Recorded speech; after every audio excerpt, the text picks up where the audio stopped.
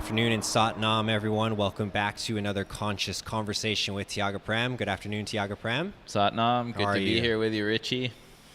Having a good day so far? Beautiful, man. The sun is out. We got this training up and on the website. I have like a business accountability partner after men's camp, and it was August 24th. Have to have the training all up and ready to go. And so I did, and I lived up to my accountability partner. Somebody's trying to phone me. I should probably put on Do Not Disturb. Well, before we jump into this episode of Revealing the Diamond, which the topic is going to be the 4 aims of life, I'd love to hear more about the course Aquarian Luminosity, the one you just referenced. Give us the lowdown on what this encompasses, because I know it's got quite a broad scope. I know you've been working really hard on getting the content together. So why don't you give us a brief intro into what you're working on? Yeah, sure. I guess the place to start is that in all of the years of teaching, I always get the question like, when are you doing a teacher training? When are you doing a teacher training? When are you doing a teacher training? And I've always been so hesitant, and maybe it's just the like, you know, I'm like a old punk rock kid at heart. Like I have this sort of like nobody tells me what to do mentality. But then I also, like somebody who really loves music, I have this like traditional side of me as well that says like, I'm not going to let the system tell me what to do, but I will honor the great teachers that I've sat at the feet of in my life. And so I was like, I'm not really sure how do I, because I'm a man of conviction, and my partner is also who's involved in the training is a lot like me, is like, how do we give these students more time to spend with us and what they're asking for, but without being a part of a system that we don't believe works, like with the Yoga Alliance. And, you know, I've sat on the faculty at the Dharma Yoga Center in New York and watched people come in and do trainings there who basically get, like, sleep through the whole thing, don't really show up for this, that, or the other thing. And then they get their piece of paper at the end of it because they paid their $6,000 or whatever, and now they're a yoga teacher. And I just think, like, it's such a load of crap, you know? And so I started going through the process of, okay, so what if I was to, you know, jump through the hoops and be part of the system? And then when I was on the phone with Yoga Alliance, the lady, I said to her, you know, I'm educated. I've been studying in university, religious studies with a focus on Eastern philosophy. The dean of the program allowed me to work specifically on yoga philosophy, and that it was a big part of my practice before I ever did any yoga poses. And would any of that training be taken into consideration as part of my credits for, you know, getting the Yoga Alliance? And she said no. And I thought, this is absurd. Like, you know, I could sleep through a 200-hour teacher training and learn to do down dog, but dedicating my life to the study of this stuff doesn't count for that. I thought, I don't subscribe to that, you know. And I've never joined any training to get any kind of credits. I don't give money to Yoga Alliance to put those letters behind my name. I'm a yogi. I'm very dedicated to my practice. And when I meet a teacher who I love, I'm going to spend as much time with them as I can. And it's usually up to the teacher how they want that to happen, whether it's one-on-one, whether it's their 200-hour teacher training, whether it's their whatever. You know, because really it's not your credentials that reveal a great teacher, it's your commitment. And when you're committed, and the teacher gives you the freedom to say, like, I am a teacher and I've been blessed by so-and-so to teach these things, that's what I look for. Like, I go and hang with Guru Singh because I know that Yogi Bhajan told him he could teach. I don't go to him because, I want to get this piece of paper. You know, I go and spend time with the teachers that I love because I use my own discernment and I see, I would like to be able to be like that 10, 20, 30 years down the line. And then you get the benefit of it. So it's been kind of like, all right, so how do I do this? You know, I don't believe in that. I don't want to do that. And then I've been spending all this time with Guru Singh, and he was like, talked about it being like a lifestyle training, and he was like, even like a university, you know, he started talking about that, and he said, that's what you need to offer people. And then I just was away with him for a week, and I've been sort of playing with it, and it was total confirmation, because the theme of my week when I was away with Guru Singh was about leadership. And really what we're in the business of is creating leaders through the lens of yoga. And so, this training, you could be already teaching yoga postures, or you could never have done a yoga class in your life.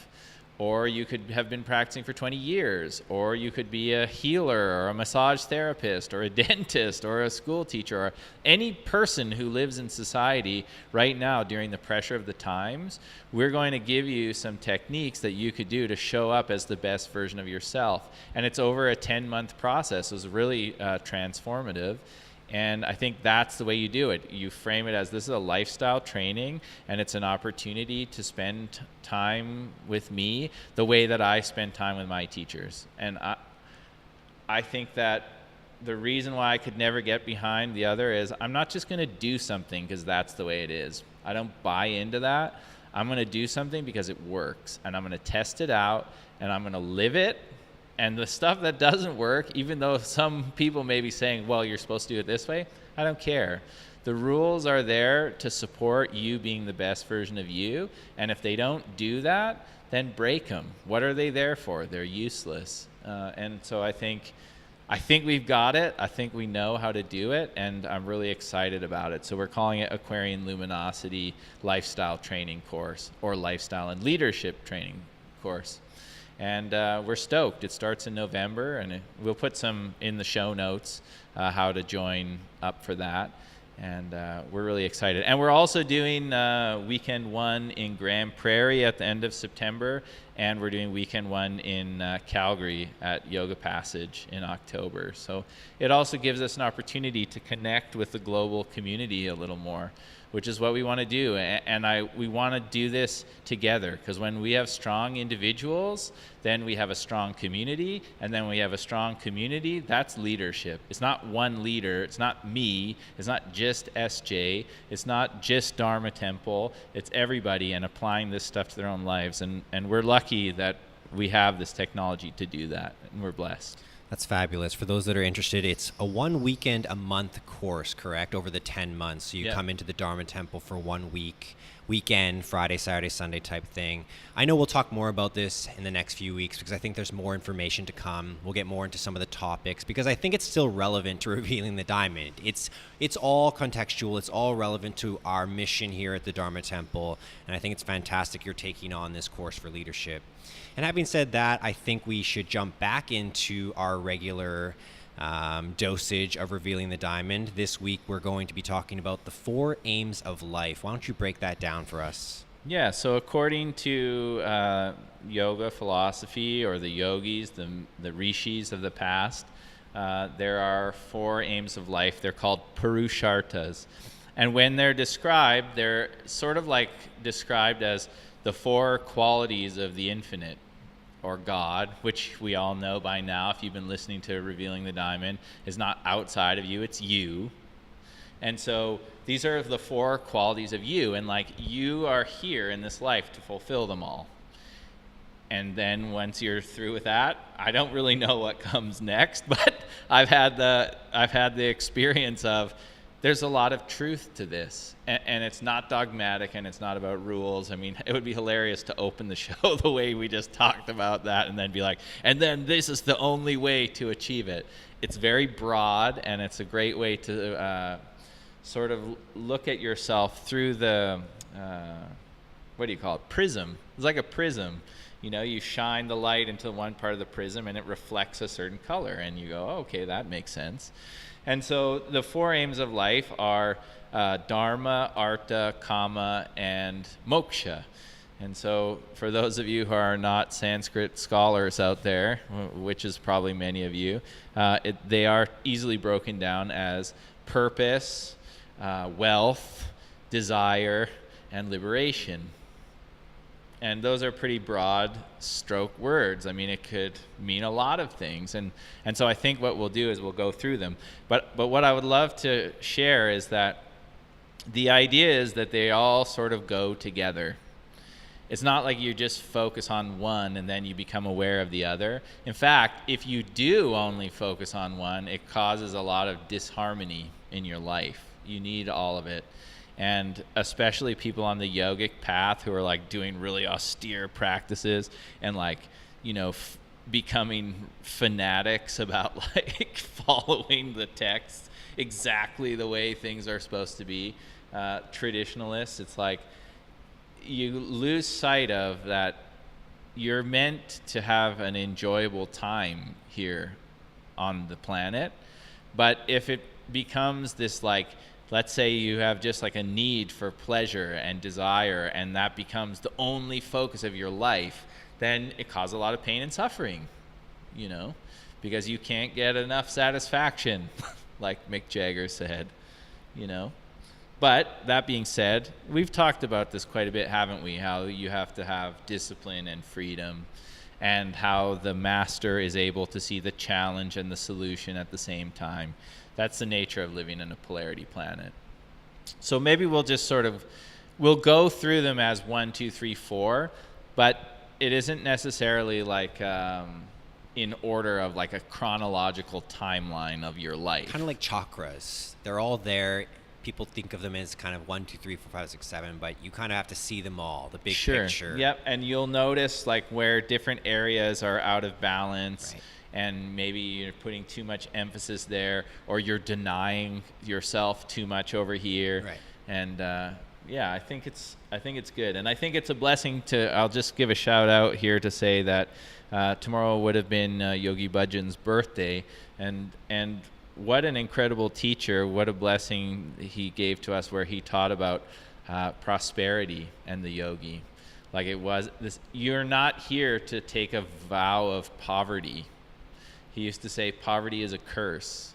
It's like you're here to live in abundance, and within that abundance to be generous and to care for others. And that's what we're here for. We're not here to like deny ourselves, and the teachings have been clear about that. They say Krishna says in the Bhagavad Gita that yoga is not for the one who sleeps too much, nor is it for the one who sleeps too little. It's not for the one who eats too much, and it's not for the one who eats too little. Or the Buddha had the middle path. There's all of these sort of like, enjoy your time while you're here and live it fully, but you have to have a little bit of awareness of who you are in relationship to these things. Otherwise you can become consumed by your need to have only one of them. So that's a little intro. So we'll start with Dharma, and that's a great place to start since we're sitting here in the Dharma temple. There's a lot of different ways of looking at that word. In the Buddhist tradition, they call it the way. And we sort of think about Dharma as like your reason for being here. It's like everybody's here to learn something, everybody's here to teach something. Everyone, all 7.7 billion people. And it's easy to get really frustrated with the people who are here to like wake us up in a really like challenging way, because it's like, really, like, this politician who's just causing all of these problems in the world, like they're fulfilling their purpose. You think, in some ways they are. I mean, I had this conversation with a student the other day where it was like, it's a real pain for those of us who are really awake during this time to have like a President Trump in the office. But at the same time, like I'm having these super conscious conversations with people in other circles that I wasn't having before as a result of that. And that's where you have to draw the fine line sometimes, where you're like, you can really get into the finger pointing or the like bashing or the blaming or the violent sort of talk. And it's like, you're the awake ones, don't go there. That's not necessary. You can acknowledge the pain and you can acknowledge the turmoil, but don't get stuck just standing there pointing at it, because that means you're just on the sidelines going, oh my God, what are we going to do? And it's like, get on the field. That's what you're going to do. And have conversations and be, open and keep your mind open. That's a big one. And try and see everybody for who they are, not for their opinions. we're living in this time where opinions are being taken as truth or fact, and it just isn't real. It's like everybody isn't entitled to their opinion for sure, but opinions are opinions. You know, it's like we're going to see the Descendants tonight, like a classic punk rock band that I love, and I could come in here and say like, you know, I love punk rock music. It's one of my favorite styles of music, and everybody should love it. And you might be like, well, I don't really like it. And I could be like, well, you're wrong. Well, it's absurd. But, you know, that we sort of get into that mentality. And so the idea is that we're all here to fulfill a purpose. And some of us are becoming more and more aware of our purpose by getting quiet through the meditation and listening to the calling of our soul. And that could happen to anyone. Like somebody who's making nuclear warheads and like really doesn't give a shit about human life could have an awakening because of their karmas that makes them go, I really want to make some shifts and changes in the world. We see it all the time, like the stories of the drug addict or the criminal who had, you know, someone who goes to prison and they get clean and they start reading all of these great books, and then they come out of prison, you know, this incredibly awakened person. And the potential for that is available in every moment. That's what we mean when we say the challenge and solution is there in every moment. It means that the potential for Kundalini, for the light energy, for the raising of consciousness is there all the time, is never completely gone. And you see it all the time with people. Like I talk to people, you know, friends of my mom's who I'll be like, yeah, I don't really know if this person is ever going to understand any of what I'm doing. And then we get talking and they surprise me. And I think, oh, here I go again, judging people, you know. So the potential for it is there all the time. And so we're here to get in touch with that purpose. And then, especially as teachers, we're here to recognize that everybody is here for that, to get in touch with that purpose. And that's what Dharma is. And that's why we have the Dharma temple. It's like working with the temple, this body that you live in, and creating clarity in the body and in the mind so that you can see your purpose. That's what Dharma temple means. And it's also to rattle people's cages a little bit when they hear the word temple. And they're like, temple? Oh, I don't like that word. Or temple, is that a religious place? Like, we want to challenge people. We like that around here. Not like an asshole challenge them. Just be like, that's what you think about that. Who put that thought in your mind? Did you come to that conclusion on your own, or did society tell you what to believe? You know? So that's Dharma. And then we'll go from there into Artha, which is wealth. And we have this idea that, you know, a yogi or like a spiritual teacher isn't supposed to have material things. And that isn't the teaching. It's not to be attached to material things. It's not to worship material things. It's not to hoard material things. It's not to scheme and steal and grab material things. But if you know who you are in relationship to the experiences that you're having, then anything you need in this life can be presented for you. You know? There's this great story about Yogi Bhajan when he first came to the U.S. He had like $10 in his pocket. And he got a job to go and teach to this group of like Vedic scholars, very academic types, like stiff around the collar. But he's capable of doing that. He had a lot of tools in his bag. That's what a master does. They can speak to anyone. They can speak to the homeless person. They can speak to the server at the restaurant. They can speak to the CEO of the company. They can speak to the president of the United States, and they speak to them all the same, you know, in a way that they understand. And so he's speaking with these really academic hoity-toity yoga people, and he finishes the course that he's teaching, and he gets paid, I think, $75. I might have the numbers wrong, but the point will get across.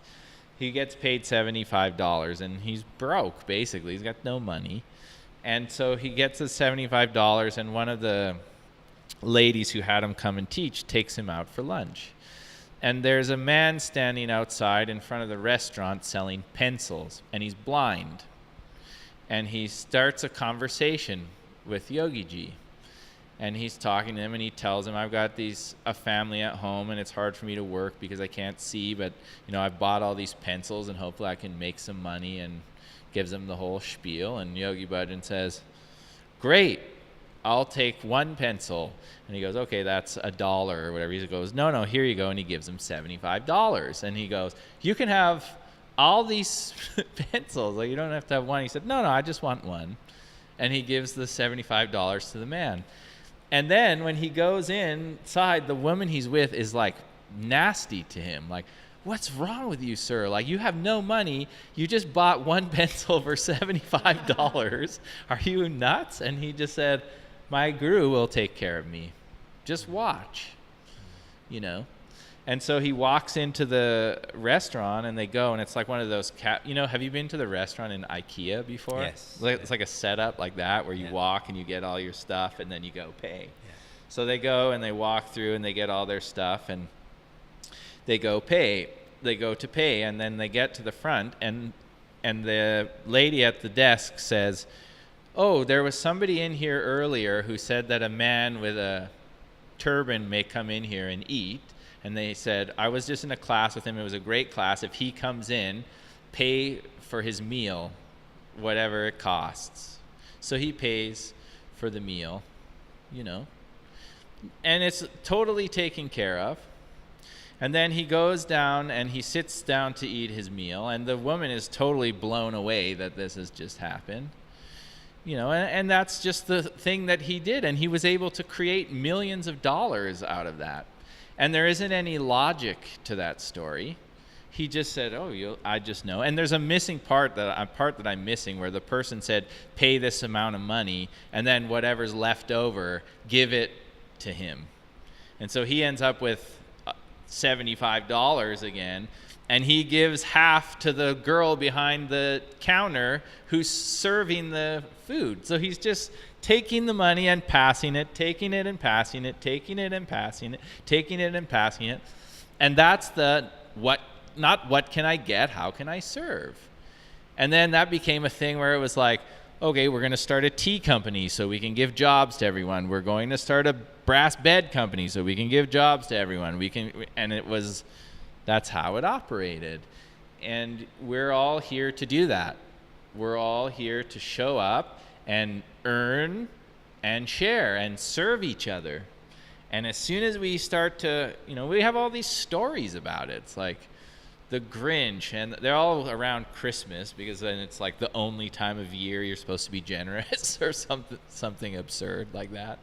But you're here to experience wealth. Like, look at nature. Abundance is all around you, And you're not supposed to be this renunciate who denies all comforts. It's just, don't get attached to that. The attachment would have been in that story, I got $75, great, I'm going to keep this, and then I'm going to,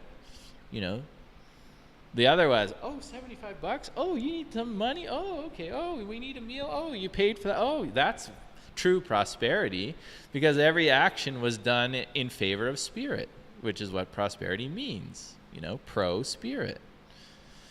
And so that's the wealth part. It is a very spiritual principle.